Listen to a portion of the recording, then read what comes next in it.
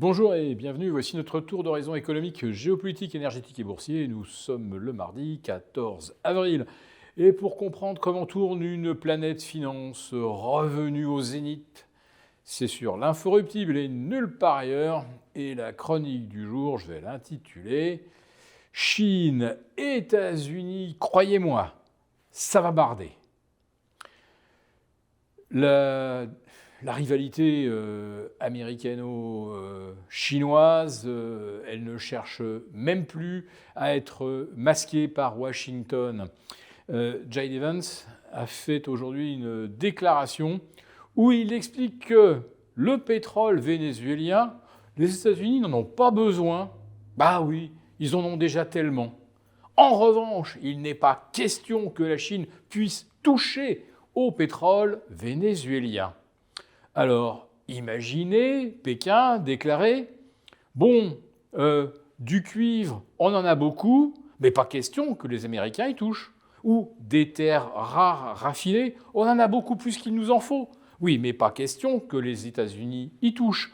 Le cobalt, le germanium, tout ce qui est nécessaire à l'industrie électronique américaine, nous en avons beaucoup trop, mais pas question que les Américains y touchent.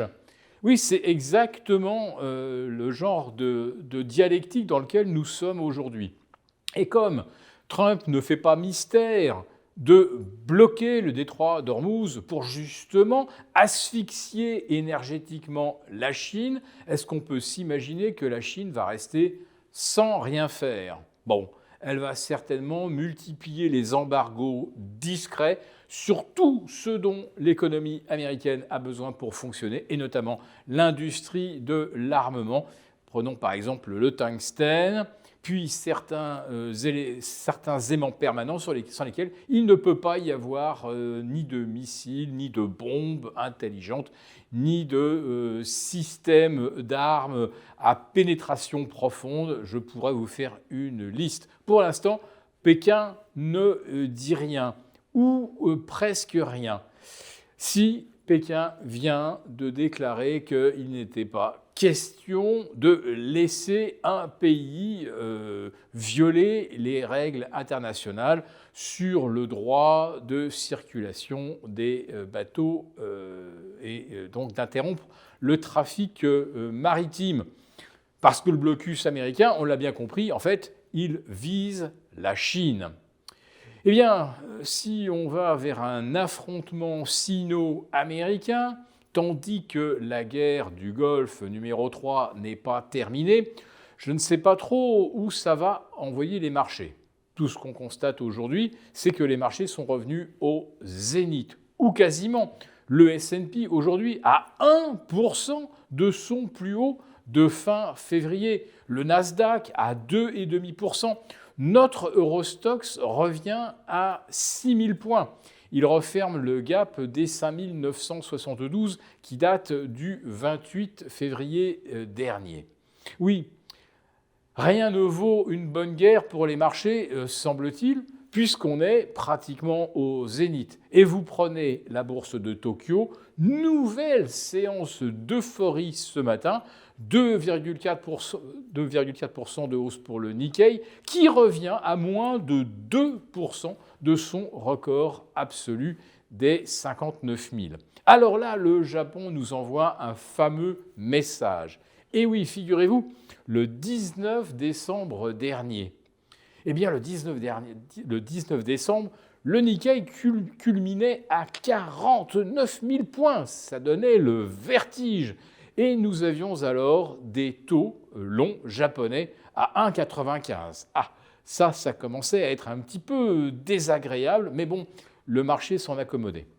Aujourd'hui, nous avons une guerre qui va s'avérer très pénalisante pour le Japon, avec une disruption de ses chaînes d'approvisionnement. Alors le Japon a peut-être quelques réserves de pétrole, mais pour le reste, pour la chimie, le Japon a vraiment besoin de ce qui vient du Golfe.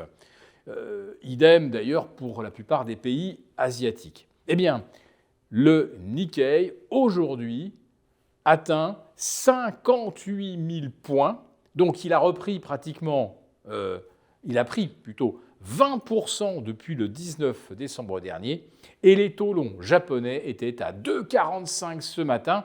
Autrement dit, pratiquement 50 points de plus sur les taux japonais et 20% de mieux pour l'indice Nikkei. Alors on se dit là vraiment vivement que les taux longs japonais atteignent les 3%. On verra alors le Nikkei à 60 000.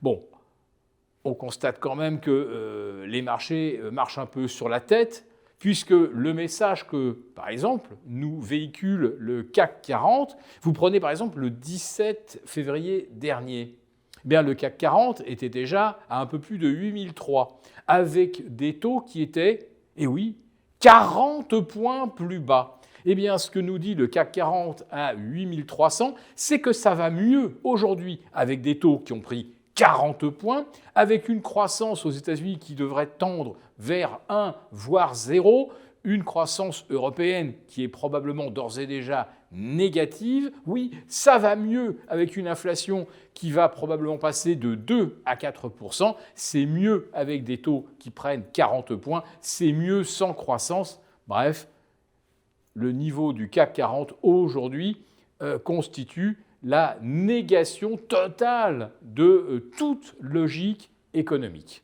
Et je pourrais également multiplier les exemples avec, par exemple, le DAX, l'Allemagne qui va certainement être le pays le plus affecté par le renchérissement du prix du pétrole, du gaz et des produits chimiques. Et vous avez là aussi un DAX qui va mieux que le 15 février dernier. Mais comment est-ce possible ? Bon, vous connaissez ma thèse. Il y avait tellement de positions vendeuses avant le déclenchement de la guerre qu'on assiste en fait à une sorte de partie de poker, puisque ceux qui avaient vu juste ont misé gros sur le scénario de la baisse. Eh bien, gros coup de bluff, vous faites tapis à la hausse et vous voyez tous ceux qui n'ont pas les moyens de suivre et qui sont obligés de se racheter, alors que vous avez une paire de deux et que les autres ont un brelan d'as, voire une suite dans la main. Oui, mais voilà, quand d'un seul coup vous avez les acheteurs qui vous mettent la pression, est-ce que vous tenez psychologiquement ? Et je vais terminer cette chronique avec comment sortir de la crise ? Eh bien, Ursula von der Leyen a la réponse. L'énergie la moins chère est celle que nous ne consommons pas, celle que l'on va économiser. Alors en se chauffant moins, en roulant moins, en ralentissant le rythme de production des usines. Et dans la même veine, je pourrais dire également que la nourriture qui coûte le moins cher est celle que nous ne consommons pas. Les médicaments qui nous coûtent les moins chers, ce sont ceux que nous ne prendrions plus, etc. etc. Est-ce que Ursula von der Leyen nous laisse entrevoir un futur confinement énergétique ?